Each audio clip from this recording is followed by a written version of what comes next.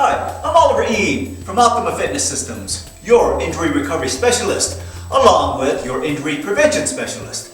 In part 1 of the series in preventing back pain, I demonstrated how to perform the hip hinge, which is the foundation of many of your leg and hip mobility movements.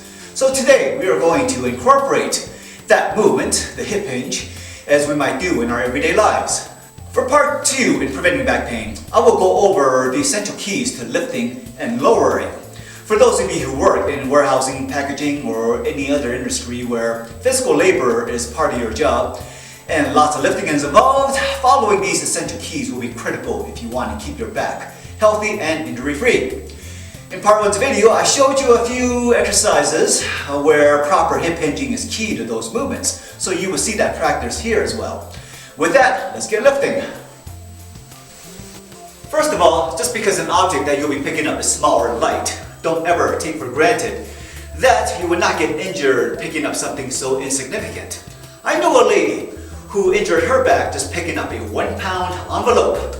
I don't recall exactly how that happened, but it sounded like she bent down in an awkward manner, then twisted as she returned to get up, and just that took her out of commission for several days, where she had to miss a few days of work.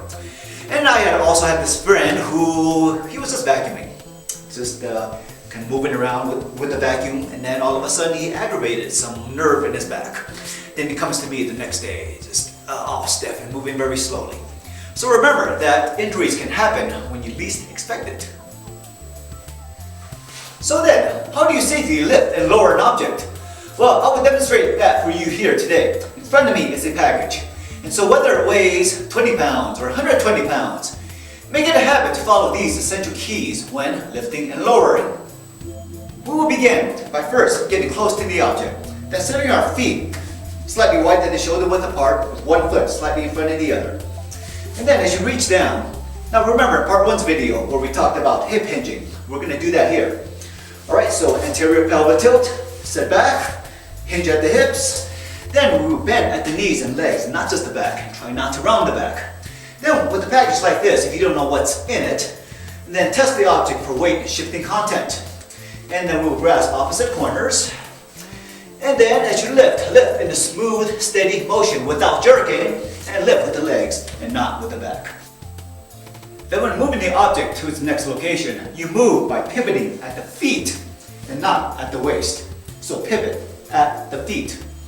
And when putting down the object, we will follow much of the same steps by setting the feet shoulder width apart, hip hinging, sitting back, and then bending at the knees and legs, and setting the package down.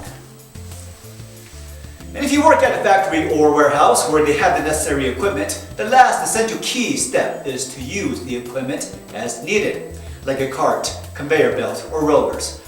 And so these are your essential keys to lifting and lowering.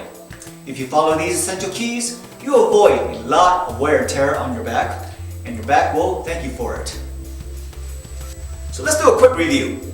So you will get close to the object that you will be lifting. Sit your feet slightly wider than shoulder width apart, with one foot slightly in front of the other. Then bend at the knees and legs, and not just at the back. And remember to hip hinge.